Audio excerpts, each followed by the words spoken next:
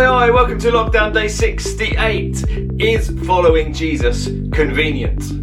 We are in the book of Acts, chapter 24, looking at those early followers of Jesus and what it meant to live for him. There's a guy called Paul. He had suffered incredibly for being a Christian. He's been arrested.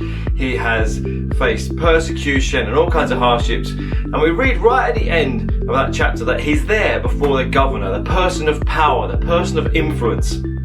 And Paul's motive is not to buckle the knee and to be scared, but to continue sharing the hope of Jesus. He thinks, this is the very reason I'm here, is to share Jesus.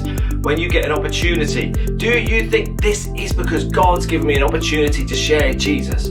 Or is it just for your own ends? Is it just for your own gain, your own career ladder, your own prosperity? And as Paul shares with him, we read in verse 25 through to verse 27, he shares with him about self-control, about righteousness, and about the coming judgment. He doesn't hold back from the fact that God will judge the world.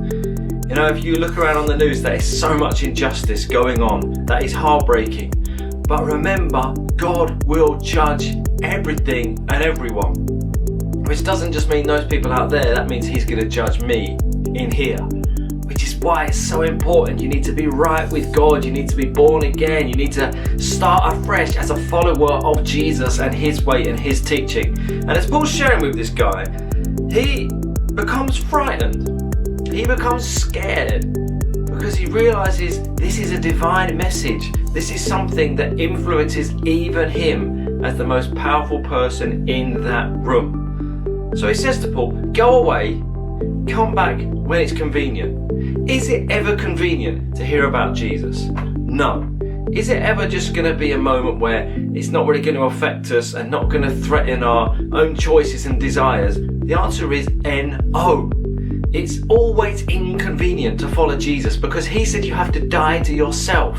He said you have to let go of those desires and choose to follow his way. And what's incredibly sad is 2 years went by like this. 2 years, Paul being imprisoned, spending time with this guy, sharing with him about Jesus. The guy would get frightened and, oh no, it's too inconvenient now, go away. Come back again, oh no, I'm too scared, go away. It's really, really sad that some people, their hearts are just hardened to accepting the person of Jesus. My prayer is if you're watching this and you're not yet a Christian, your heart is obviously open, you're obviously seeking.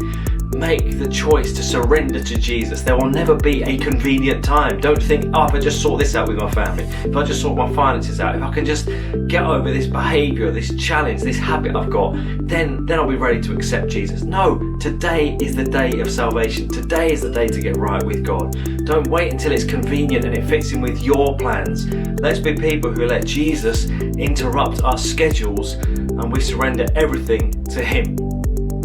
I'm praying today that we would let God be inconvenient in our lives, that we would live that life for him.